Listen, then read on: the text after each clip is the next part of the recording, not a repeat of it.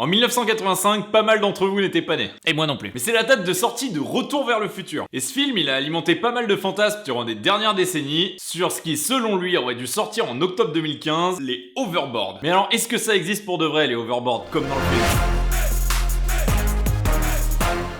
Alors tout le monde est habitué à utiliser le terme overboard pour ces espèces de skates avec les roulettes sur les côtés, qui causent plus de poignées cassées qu'autre chose. Mais les vrais hoverboards, celles qui volent carrément, ça existe. Et on va voir comment ça marche parce que bon, c'est quand même un peu moins efficace que dans le film. Alors la version la plus intuitive, elle fonctionne comme un drone ou un hélicoptère. C'est-à-dire qu'il y a plein d'hélices qui vous soulèvent. Celle qui a ouvert le bal là-dessus, elle s'appelle l'Omni Hoverboard et elle ressemble carrément à un drone. Mais bon, elle permet pas de faire grand-chose et elle fait quand même un bordel monstre. Et puis en plus, c'est pas super stable. Alors il y a le constructeur français Zapata qui s'y est mis parce qu'il a déjà fait un carton avec ce qu'ils appellent les flyboards. C'est des espèces de jetpacks qui marchent dans l'eau et qui sont attachés à un jet ski. Et ça t'envoie carrément à 10 mètres au-dessus d'un lac. Et donc Zapata, ils ont sorti un flyboard qui ressemble beaucoup plus à une overboard qu'un jetpack. Ça va assez haut et à terme, il y aura moyen de faire des acrobaties super cool, mais on est très loin du moyen de transport qu'on peut voir dans le film. Alors la board qui vole la plus connue, elle s'appelle la Endo Overboard. Et elle a pas d'hélice. Quand vous voyez cette vidéo, ça ressemble quand même vachement plus à ce qu'on peut voir dans le film. Ou tout simplement à ce qu'on s'imagine quand on parle de hoverboard. Et a priori, quand on est dessus, le feeling, il est hyper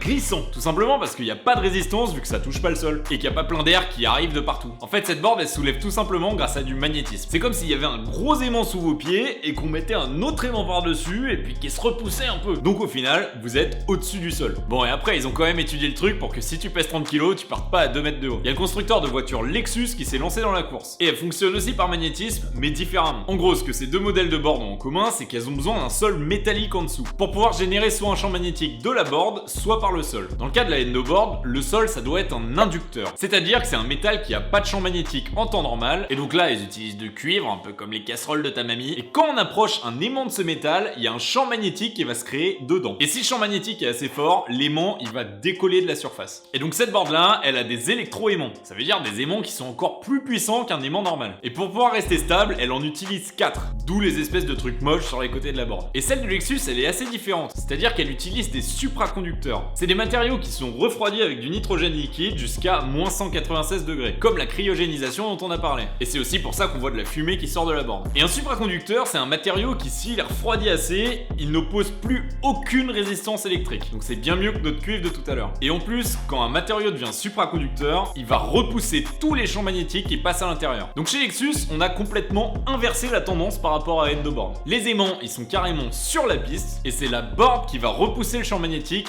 via le supraconducteur qu'il y a à l'intérieur. Et en plus, cette board là, elle utilise ce qu'on appelle de l'ancrage de flux. C'est-à-dire qu'elle utilise un deuxième type d'aimant qui permettent de fixer quelques lignes du champ magnétique du sol. Ce qui va mettre la borne à une certaine distance du sol et ni trop haut ni trop bas. Mais alors si on veut jouer avec notre hoverboard un peu partout sans devoir être dans un truc construit qui a du métal en dessous, comment on fait ? En fait, la plus grosse solution, ce serait que simplement les villes du futur et les routes du futur elles construisent du métal en dessous. Comme ça, on pourrait utiliser des supraconducteurs dans les voitures et elles soulèveraient de la route. Moins de frottement avec les pneus, moins de consommation, etc. Et la deuxième solution, qui est un peu plus compliquée, c'est que la Terre elle-même, elle a un champ magnétique. On l'a vu sur la vidéo juste avant, c'est ce qui nous permet d'avoir une atmosphère alors que Mars elle en a plus. Mais ce champ magnétique, il est quand même hyper faible par rapport à ce qu'on crée avec un électroaimant. Parce que bon, en gros, il permet de faire tourner des boussoles, quoi. Donc pour l'instant, on n'a pas des supraconducteurs assez forts pour pouvoir nous soulever juste en utilisant le magnétisme de la Terre. Mais alors le jour où quelqu'un trouve comment faire, là, il y a tout le monde qui vole. Mais on n'y est pas encore. Mais allez, si t'as aimé, like la vidéo, abonne-toi à la chaîne, et dites-moi dans les commentaires les prochains sujets qu'on devrait aborder.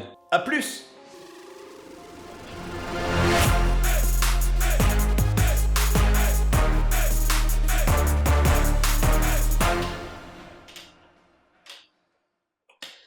Et 2 mois...